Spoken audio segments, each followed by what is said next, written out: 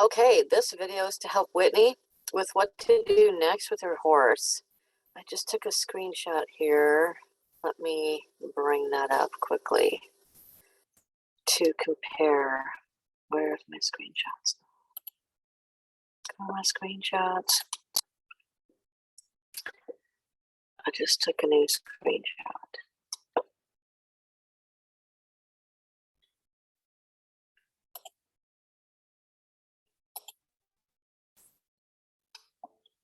Okay.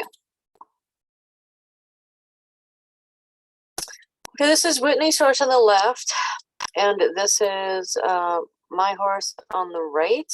And I wanted to compare, I know the angles are different, but I wanted to compare this part of the foot. This part here where my mouse is, put me down.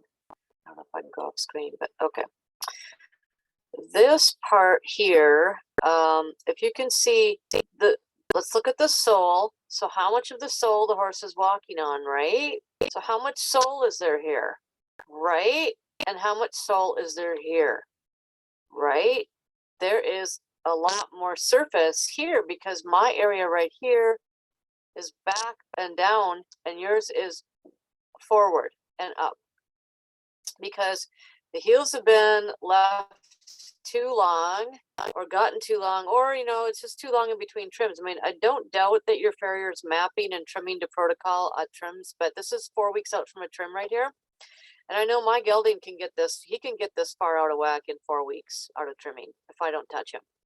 When you have a forward slipped foot like you have with this horse and you're trying to bring it back, this happens really fast. So we're going to teach you how to keep up on it in between your professional trimmers trims that you've been working with to learn to teach them tact. So we want to get a lot more sole area for this horse we walk. Now this could be tilted up more, so you maybe would make it more flat and it would show me more sole, but I can really see a good shot of these heels here. I mean, this looks to me like that's like a 2-inch heel from here, just from here to here. It looks like 2 inches. So let's get a good measurement from the hairline to here. I bet you're probably going to trim to about here where my mouse is right now, where my cursor is. You probably got a good 1/2 inch too long. See this right here? This has to come now. When this gets long, what does it do? It goes forward. It goes forward underneath the foot. It goes straight up for a while, but then as the horse walks on it, what happens? This gets rounded down, right? And all this slips forward. So that's what's happening. Her whole capsule on this mare's foot is slipped forward and it's slipping off the foot. So we have to bring this back, down and back. To do that, you've got to bring this part back. How to bring this part back? You got to keep up on this part on your trimming. Like this is really, really important part of the foot to bring back. So I've done this slowly but surely with my mare as well. Let me show you a picture of her from, this is from a 1.5 years ago now, right here, where she was just starting having her feet expand and come back as well. And I didn't know anything about the back of the foot. And her bars were little nubs, and this seat of the corn right here was really attached, and the hoof was very rounded. And then this started coming back. See how it's coming? What I do in my trimming is look at the first one over here, and you see how long this flap is and how far up over it is, right? If I left that, where's that going to go? It's going to keep going more and more and more and more this way because the horse is going to walk on this and it's going to get smushed forward, right? So I started really trimming those bars and keeping up on my bars, keeping them nice and straight, and then really filing off this nice and flat like on a regular basis, because what happens is this part will want to get hooked and kind of dished out. So the foot will be long here, it'll be kind of dished out in the middle, and then you'll have your toe when you go to file the foot. And that's cool because the horse's foot has what Linda says is convex. Does she say a convex? Oh, I forget. I think concentric, I think she said is the word, where the hoof does have different dips to it, and it's got the sole ridge here, so it's higher here and it's lower here. If you don't do the hoof often, okay, even in a week's time, I will see my heels, even in a few days. I just did my Mare like, I don't know, 4 days ago, maybe, probably. And I just went back to put some thrush spray on it today, and I'm like, well, yes, you've got a little thing happening here. I can totally catch it because I'm really trying to get her to expand before summer. So this part of the foot here, I always keep up on. I just keep it leveled at the 2-inch mark. And like I said, it'll kind of get dished and kind of want to come up. When you see that little dippy part coming up, after it's grown for a little while, just grab your rasp and file that nice and flat again to the 2-inch mark all the way across here, because when you file it flat, you'll find it actually seems like it comes back as well. If you look at a horse's foot from the side, see if I have any angles here. We have your horse's foot. Okay. When we look at this foot here, if we start trimming right to here and we file the foot to here from where it is now, where's that going to take the foot? It's going to be looking like it's further back, right? Underneath the foot. So if it's this long right now and we take it back to 2 inches, it's going to bring it back a little bit, right? That's what happens underneath the foot too. When you're trimming under there, that will bring the whole foot back. So on this foot here, 4 weeks out, you have a lot of extra foot right here in this pillar area or the toe quarters, a lot of extra foot right there. So an easy way to know how to trim that I figured out is take Linda's measurements of 3.5 inches from my hairline to the ground. Then you go over, you find the center from underneath the foot using the protractor, mark that with your Sharpie. Then you come up here and you mark down 3.5 inches. So you file that to 3.5 inches long. You go over 2 inches this way and you mark from the hairline down here, following your horn tubules. So add a slant, not straight down to the ground, but add a slant. You come down 3.25 inches and you mark that spot with your marker as well. And it's probably going to be too long. So I'm trying to figure out how that works, but you'll figure it out. So you mark with your Sharpie where you're going to take that off to, and then go and mark your heels underneath and mark your 2-inch spot on your heels, right? Or you 1 inch from the collateral groove to the top of the buttress, or 2 inches from the hairline to the top of the buttress. You mark that with a Sharpie. So you've got your pillars marked or your toe quarters marked. You've got your heel marked. I take a piece of string and I tape it here, or I tape it to the front, and I stretch it around, make a straight line, and then I color everything in below my straight line with a Sharpie, and that's what I'm taking off. So like I'd take off from like here, I'd go straight over back to my heel. Anything below that, I would take off. It helped me really figure out how to get this part short enough, because I was afraid to take too much off right here. I really learned how much more I could really take off, and that's really helped my horse's foot start to expand in the back. Because when you have all this excess here, what happens is this becomes a blockade. So the foot wants to come up and back, but it can't, because this is hitting the ground. It can't move back. It's stuck. But when you take length off right here, it allows everything then to straighten out a little bit and come back until that hits the ground again. Then you refile that. You see how the process just happens over and over and over until the lines can straighten up more and come back. So we want to get this whole hoof capsule to move more back under the foot to like maybe here to here to here. See where my mouse just drew? We want to have that foot come back under here and back up to about there, so that it's more in line with her leg bones. So it's supporting her leg, because right now what's happening is the hoof capsule is slipping forward. So this is coming down as a result. This part of her leg is starting to come down because she's walking off the back of her foot capsule. So this part isn't being supported. It's just as if you took a pair of shoes and you walked on the backs of your shoes and your heel was hanging off the back of your shoe all day long. That's going to totally screw up the back of your legs too. Your heels are going to start to fall down and your calves are going to lengthen out, right? So that's what's happening with her foot. So we're going to pull that capsule back, and then this will lift up the heel and support it more underneath this part, which will enable these leg bones to come back up to a more proper angle. That's the plan. And I really feel like this is starting to happen here, because she's been like this for so long. She's had her foot slipped out in front of her for who knows how long, and she's being ridden like that all the time. So she's getting a lot of exercise, blah, blah, blah. Well, what's that going to do? That's going to just compound this problem unless her trim is fixed. So Let me go back to the other picture of how to trim out that. I want to teach you how to tell you how to trim out your area here compared to how I got Lannis to come down, which I'm working on. Hey, I am still a work in progress. I still have a ways to go as well. So this seed of the corn is way the heck up. If you draw a straight line across the frog, where are you? You are like, you know, it could just be a funky angle. So, you know, I'm going to give you some benefit of the doubt that it's just tilted a little funky.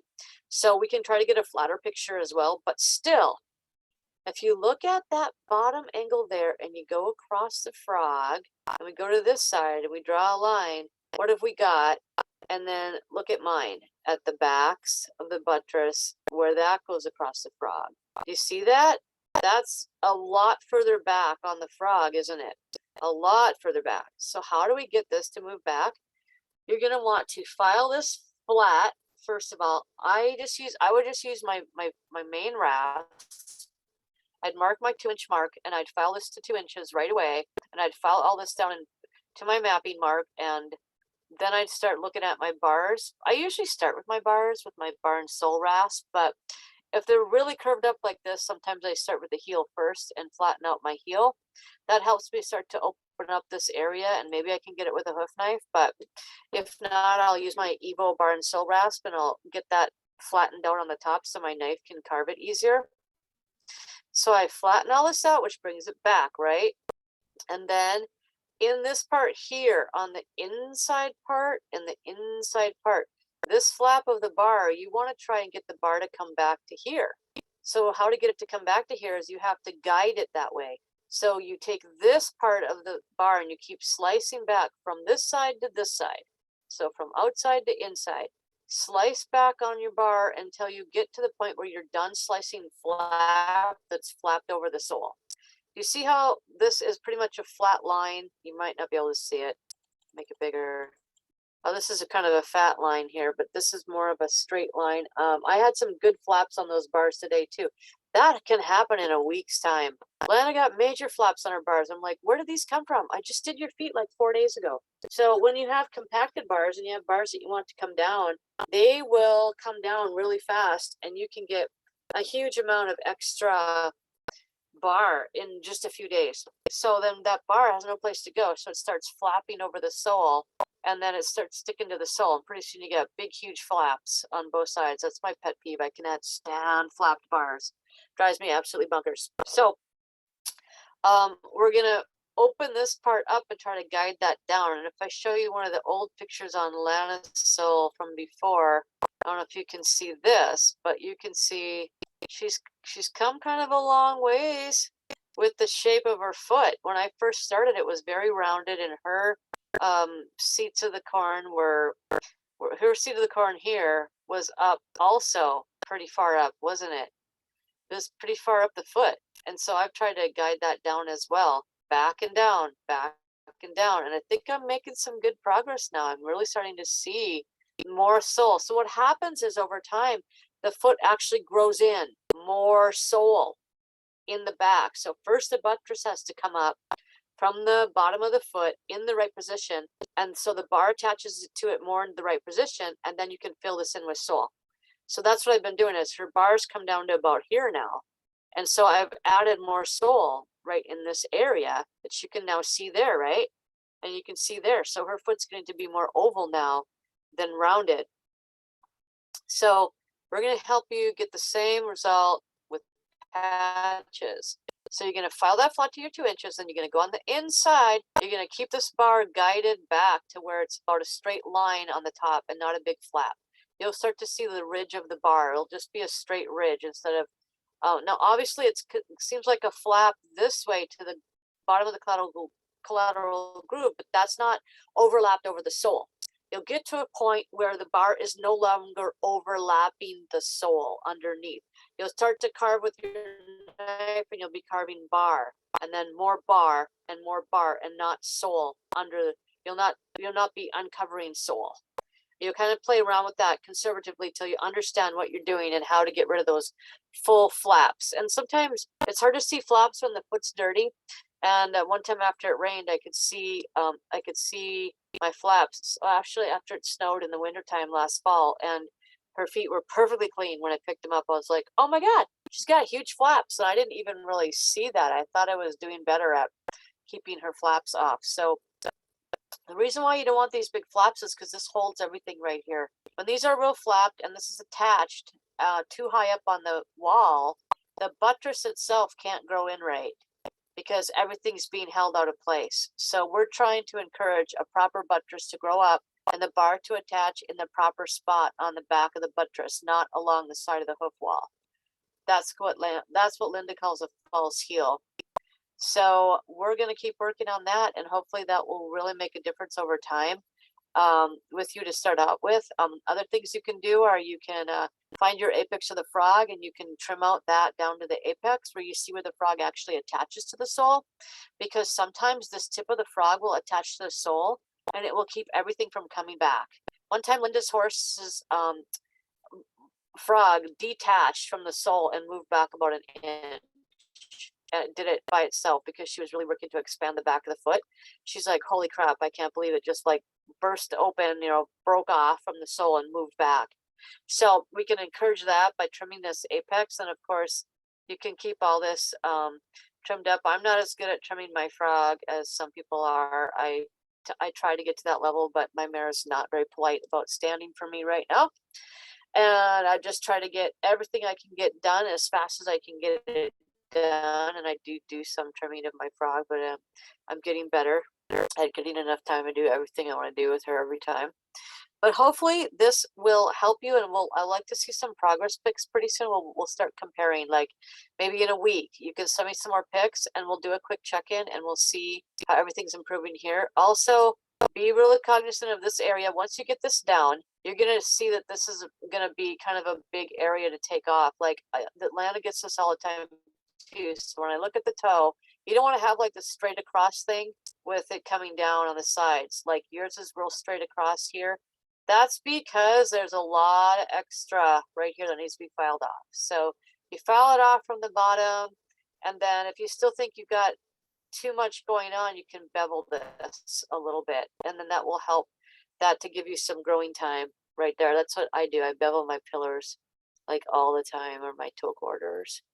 I bevel those off. And the sidewalls should be about even with your sole when you file. And I had to work on that for a long time, getting this part short enough. Because Linda kept saying, this is too long. And I'm like, I didn't really understand exactly what she meant. And then I just went gung-ho one day and just totally filed the crap out of it. And I'm like, oh, that's how short it can be. Wow, I had no idea it could go that short. But it can. So hopefully this is going to help you know where to go next. And we'll take it from there. So I'll stop recording.